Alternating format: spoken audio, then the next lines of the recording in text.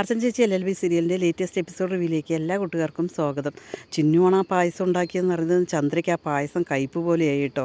അവളുടെ അച്ഛൻ്റെ തോൽവി ആഘോഷിച്ചതാണ് എന്നിങ്ങനെ പറയണം. ആര് പറയും, എന്തിനാ അമ്മേ അങ്ങനെ എഴുതപ്പുറം വായിക്കുന്നത് എന്ന് പറയണം കേട്ടോ. അതേസമയം എൻ്റെ കുഞ്ഞമ്മാവൻ ജയിച്ചു, അതേ എനിക്ക് ആവശ്യമുള്ളൂ എന്നിങ്ങനെ ചിന്നു പറയണം കേട്ടോ. പിന്നീട് ചന്ദ്ര ആ പായസം ഒഴിച്ച് കളയാണ്.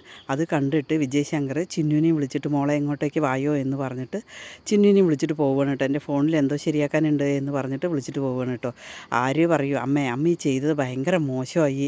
ഈ പിന്നെ എന്ന് ഈ പായസം ഒഴിച്ച് കളയാൻ പറ്റും, പക്ഷേ അച്ഛൻ്റെ മോളാണത്, അത് ഒഴിവാക്കാൻ പറ്റില്ലെന്ന് അമ്മ ആദ്യം മനസ്സിലാക്കണം. അമ്മയ്ക്ക് ഇനി ഒരു കാര്യം ചെയ്യാനുള്ളൂ, അമ്മ ചിന്നുമോളെ സ്നേഹിക്കുക, അത്ര മാത്രമേ ചെയ്യാനുള്ളൂ. നമ്മുടെ സ്വഭാവത്തിൽ ഒരുപാട് മാറ്റവും വരുത്താനുണ്ട് എന്നിങ്ങനെ പറയും കേട്ടോ. മിണ്ടാതിരിക്കടി എന്ന് പറഞ്ഞിട്ട് ആര്യനെ ചന്ദ്രൻ നുള്ളാൻ പോവുകയാണ് കേട്ടോ. അയ്യോ എന്നെ നുള്ളുന്നേ പറയും. അപ്പോൾ വിജയശങ്കർ ഓടി വന്നിട്ട് ചോദിക്കുക, എന്താ മോളെ ചോദിക്കുക. അതേ ഒരു ഓന്താണ് പറയാം. അത്രയല്ലേ ഉള്ളൂ, കുഴപ്പമില്ല എന്നിങ്ങനെ പറയുകയാണ് കേട്ടോ.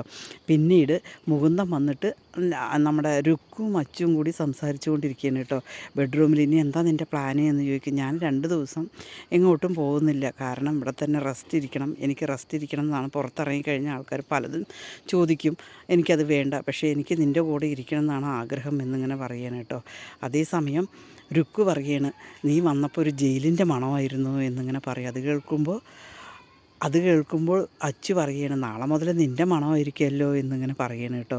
അതേപോലെ അവർ റൊമാൻറ്റിക് ആയിട്ട് ഇങ്ങനെ സംസാരിച്ചു കൊണ്ടിരിക്കുമ്പോഴാണ് മുകുന്ദം വരിക കേട്ടോ. മുകുന്ദം വന്നിട്ട് ചോദിക്കാം, മോനെ എനിക്ക് ജയിലിൽ വന്ന് കാണാൻ പറ്റിയില്ല, നിൻ്റെ കാര്യങ്ങൾ എന്തായി എന്നല്ല ഇങ്ങനെ ചോദിക്കും കേട്ടോ.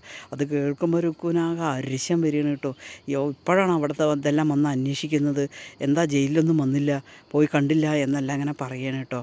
ഞങ്ങളിപ്പോൾ ഈ സമയത്ത് ഈ നേരത്തെ എന്തിനാണ് വന്നത് എന്ന് ചോദിക്കുക. അത് കേൾക്കുമ്പോൾ മൂന്നിനാകെ ചമ്മി പോകും. ശരിയാണ്, ഞാൻ ഈ നേരത്തെ വരാൻ പാടില്ല, ശരി മോനെ, ഗുഡ് നൈറ്റും പറഞ്ഞിട്ട് പോവുകയാണ് കേട്ടോ. അത് പോയി കഴിഞ്ഞത് മച്ചു ചോദിക്കും, നീ എന്താ അങ്ങനെ രുക്കു, നിനക്ക് എങ്ങനെ പെരുമാറണം എന്ന് അറിയില്ലാലേ, നീ എന്തിനാ ഏട്ടനോട് ഇങ്ങനെ പറഞ്ഞത് എന്ന് ചോദിക്കുക. പിന്നെ ഏട്ടൻ വന്നത് ശരിയായോ, ഈ സമയത്താണോ വരുന്നത് എന്നെല്ലാം പറയുകയാണ് കേട്ടോ.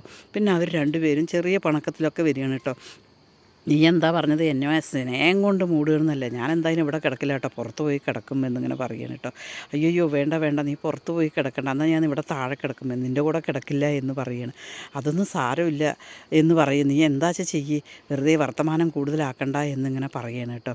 അതേസമയം രമ്യ മൂന്നിനോട് ചോദിക്കണം, എന്തിനാ നിങ്ങൾ പോയത്, അവളെ മോഡേൺ ടൈപ്പ് പെണ്ണാണ്, ഈ രാത്രിയിൽ പോയി സംസാരിച്ചാൽ അവളുടെ വായിൽ നിന്ന് കേട്ടില്ലേ, എന്തിനാ അതിന് പോയത് എന്ന് ചോദിക്കുക. എന്താ നീ അങ്ങനെ പറയണം, നമ്മളൊക്കെ എത്ര സ്നേഹത്തോടെ ഒരുമിച്ച് കിടക്കുന്നതായിരുന്നു, ചേച്ചിയുടെ കൂടെ ചേച്ചിയും ഭർത്താവ് ഇരിക്കുമ്പോൾ നമ്മളങ്ങനെ അതൊന്നും പറഞ്ഞിട്ട് കാര്യമില്ല, അതൊന്നും ഇവൾക്ക് അറിയില്ല ഇപ്പോഴെന്നെല്ലാം പറയണം കേട്ടോ. അതേസമയം രമ്യയ്ക്ക് ആകെ മൊത്തം ദേഷ്യം വരികയാണ് കേട്ടോ. രമ്യ എന്നിട്ട് പറയുന്നുണ്ട്, ഏതായാലും ശരി, നമുക്കൊരു കുഞ്ഞില്ല, ഏതായാലും ട്രീറ്റ്മെൻറ്റിന് പോകണം എന്നെല്ലാം പറയുമ്പോൾ മൂന്നും പറയണ്ട, അയ്യോ എനിക്ക് വയ്യ എന്തായാലും പറയും.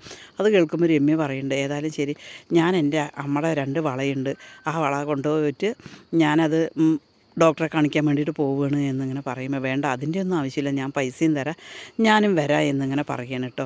അതേസമയം ആര്യയോട് ചിന്നു ചോദിക്കുകയാണ്, മോളെ എന്തെങ്കിലും അലക്കാനുണ്ടെങ്കിൽ കൊണ്ടുപോയോ എന്ന്. ഇത് കേട്ടുകൊണ്ട് ചന്ദ്ര ഇങ്ങനെ നിൽക്കുകയാണ് കേട്ടോ. ചന്ദ്ര വിചാരിക്കുമ്പോൾ കിട്ടൊരു പണി കൊടുക്കണം എന്നിങ്ങനെ പറഞ്ഞിട്ട് വാഷിംഗ് മെഷീൻ പെട്ടെന്ന് പോയിട്ട് കേടുവരുത്തുകയാണ്. ചിന്നു അതേ സമയത്ത് തുണികളെല്ലാം കൊണ്ടുവരികയാണ് കേട്ടോ അലക്കാൻ വേണ്ടിയിട്ട്. എന്തായാലും ശരി, വിജയേട്ടനല്ലേ വാഷിംഗ് മെഷീൻ ശരിയാക്കണത്, അതുകൊണ്ട് കുഴപ്പമില്ല എന്ന് പറഞ്ഞിട്ട് അതിനെ കേട് വരുത്തുകയാണ് കേട്ടോ.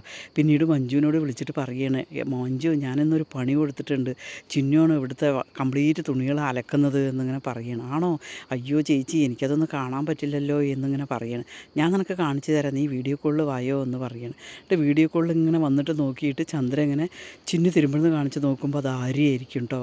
ആകെ മൊത്തം ഞെട്ടിപ്പോവാണ് ചന്ദ്ര കേട്ടോ. നീ എന്താ അത് അലക്കണത് എന്നിങ്ങനെ ചോദിക്കുകയാണ്. അതേസമയം ചിന്നു തുണികൾ വിരിച്ചിടുന്നുണ്ട് കേട്ടോ. അമ്മ ഒന്നിങ്ങനെ വന്നേ ചെയ്ത് പറഞ്ഞിട്ട് ആര്യ ചന്ദ്രയെ വിളിച്ചുകൊണ്ട് പോവുകയാണ് കേട്ടോ. അമ്മ വാഷിംഗ് മെഷീൻ കേടി വരുത്തിയതും എല്ലാ കാര്യവും ഞാൻ അറിഞ്ഞിട്ടുണ്ട്, അത് ഞാൻ അച്ഛനോട് പറയണോ ചോദിക്കും. അയ്യോ വേണ്ട പറയും. എന്നാൽ ഞാനൊരു പ്രശ്നം ഉണ്ടാക്കില്ല, അതുകൊണ്ട് അമ്മയും കൂടെ അലക്കണം പറയും കേട്ടോ, അല്ലെങ്കിൽ ഞാൻ പറഞ്ഞു കൊടുക്കും എന്നിങ്ങനെ പറയണം.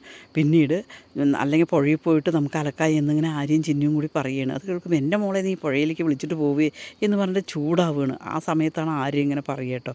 പിന്നീട് ചന്ദ്ര അലക്കുകയും ആര്യ പിഴിയുകയും ചിന്നി വിരിച്ചിടുകയും ചെയ്യണം കേട്ടോ. ചന്ദ്രയ്ക്ക് ആകെ മൊത്തം കൊടുത്ത ദേഷ്യത്തിലാണ് ആര്യയോട് നിൽക്കുന്നത് കേട്ടോ. ഈ ചാനലൊന്ന് സബ്സ്ക്രൈബ് ചെയ്ത് സപ്പോർട്ട് ചെയ്യുമോ?